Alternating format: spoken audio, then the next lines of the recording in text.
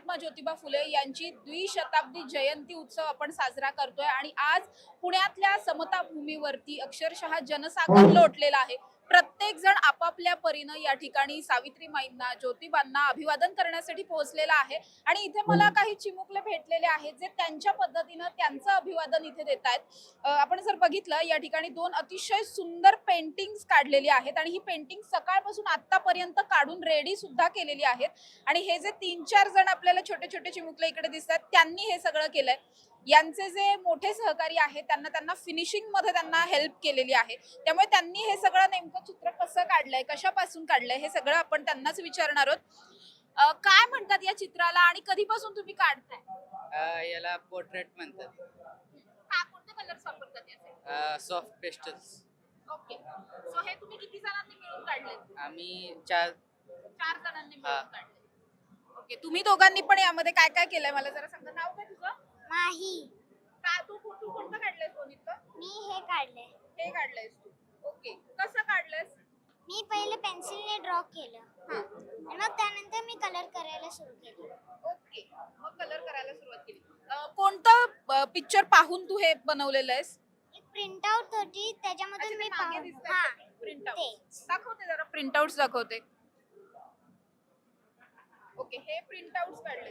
किती दिवसांपासून तू चित्र काढतेस? मी असे 2-3 दिवसांपासून काढते म्हणजे प्रॅक्टिस केली आधी? प्रॅक्टिस केली। बरं, हे कोणाचं चित्र आहे माहिती आहे तुला? मला हे सावित्रीबाई फुलेंचं चित्र आहे। तू कोणाचं चित्र काढलंय? ज्योतिबा फुलेंचं एक चित्र काढले बाय सॉफ्ट पेस्टल आणि आधी मी असं पेन्सिलने शेडिंग करून पूर्ण ते झाले। ओके, कोणतं हे तू मागे उभा आहेस ते दाखव जरा। ओके, हे तू काढलेलं चित्र आहे। तुझं नाव काय? श्लोक। आणि तू किती दिवसांपासून पेंटिंग करतेस? काही 4 नाही तर 5 दिवसांनी मी असं प्रॅक्टिस करत होतो। ओके, त्याच्यानंतर तू हे काढलेस। ओके, यांचे जे मोठे सहकारी आहेत त्यांच्याशी थोडंसं बोलूयात। किती वेळ लागलाय साधारण हे सगळं चित्र काढण्यासाठी दोन्ही? ह्याला 1 तास लागलाय।